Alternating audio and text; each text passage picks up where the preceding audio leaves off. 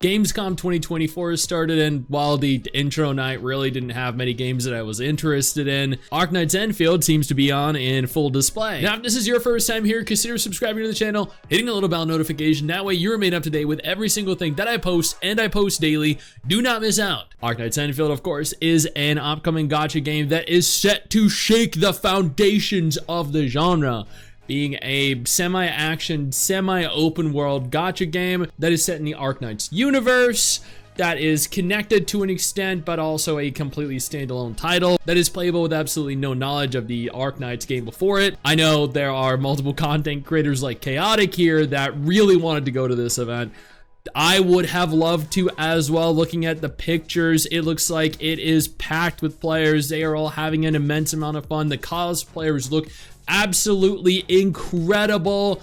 They're like these Asian games, they know how to promote their game. They know how to get the best quality, most accurate depictions of their characters humanly possible. I can't fault them for that. They are absolutely incredible, male and female alike.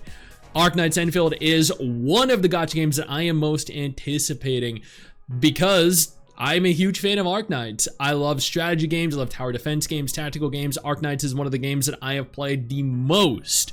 I've been playing it since the beginning of 2022 and find it to be one of the most enjoyable gacha games that really requires very little in terms of effort or active participation, because you can play it for 5 minutes a day or 2 hours. It doesn't look as though Gamescom has revealed an official release date yet, or a secondary technical test or closed beta test yet. That's fine. We still have like 2 more days worth of the event. Not only are they appearing at Gamescom though, but they also confirmed they are appearing at PAX West from the 30th of this month until the 2nd of December. So while we don't necessarily have anything yet, we might not necessarily have anything by the end of Gamescom. We might at PAX West. Either way, the rumored leaks from like a month ago stated that theoretically the game should be launching by mid-2025, so I'm curious to see how that ultimately ends up playing out. Girls Frontline 2, which is finally launching globally, by the way, and also doesn't really have a definitive confirmed release date yet either, or technical tests or beta tests yet. We are still very much waiting on that.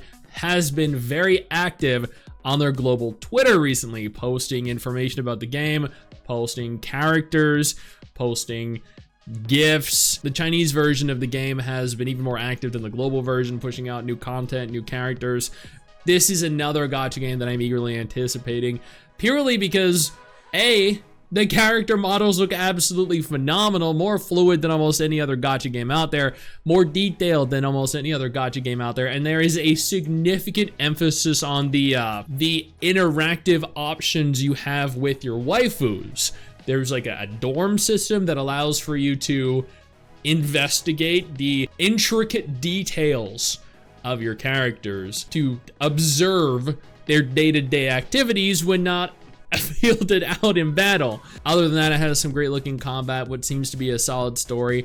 This game cannot come soon enough. It was a shame that this didn't release globally concurrently. Their global website is open and available for those of you that are interested. Before we go any further, let me take a moment here to thank my incredible patrons over on Patreon and my YouTube channel members who allow for me to continue to do dedicated videos like this every single day. You guys are phenomenal, and I can't thank you all enough for the support.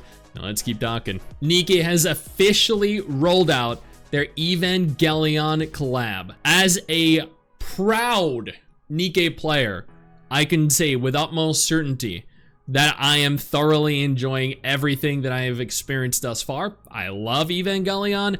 This is a collab I've been waiting for ever since they revealed it, or they hinted at it rather, earlier this month. NIKKE is absolutely killing it with collabs. I wasn't a fan of the ReZero collab. They did have a collab with Nier Automata. I did manage to get 2B and A2, which I was very satisfied with. There are 4 characters total coming with this collab.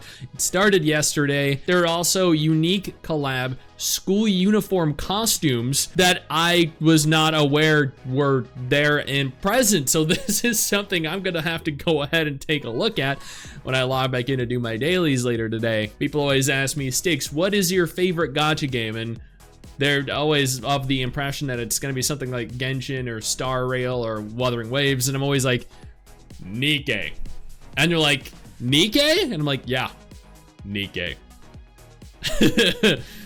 Yeah. And finally, people are speculating that Kuro Games and various other gacha studios, and then potentially by extension gacha games, are going to be appearing at Tokyo Game Show 2024. They have a listing here. They released a PDF of all the different games, all the different studios that are going to be appearing. There are plenty there. Studios like Aniplex, Psy Games, Griffline, Hada, the people behind Tower Fantasy, Neverness to Everness, Level Infinite, Kuro, the people behind Punishing Grey Raven, and Wuthering Waves. There are a few different games in specific here that people are anticipating from this event. And those are Neverness to Everness, because very little has been revealed about the game thus far, and we were promised to receive information very soon. The others are Duet Night Abyss, which is confirmed to be appearing there. I'm not sure in what capacity it's going to be. Duet Night Abyss, of course, is that anime Warframe waifu game, which played very well and was a lot of fun. Then they are expecting Project Nami, which is Kuro Games' upcoming open world anime gacha RPG that's not Wuthering Waves, but I actually did a video on Project Nami, I think it was like a month ago or something, where I semi-debunked the rumor that was going around about it being inspired by Gravity Rush 2, but very little information is known about Project Nami thus far. We know that they are in the process of recruiting for it, but since Wuthering Waves just launched and it has been an overwhelming success, I wouldn't expect them to detail necessarily Project Nami or announce it and kind of pull away, detract from the hype that Wuthering Waves has. But if they do, this is the perfect time to announce it. In my opinion, at the very earliest, I think we're looking at 2025 for a reveal. Other games that people are expecting to appear, Project Mugen. Project Mugen, of course, has been silent for far too long.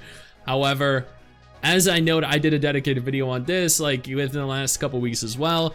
They have been making moves recently after Neverness to Everness announced that they were going to be releasing, and that Neverness to Everness is potentially further along in the development phase than Project Mugen is. I'm excited to see what comes out of the Tokyo Game Show 2024, and you know that I will be covering anything of import, anything worthwhile. Now, if none of this is of any interest to you, absolutely no problem. I got you covered with 2 different videos on screen right now. Might be more up your alley.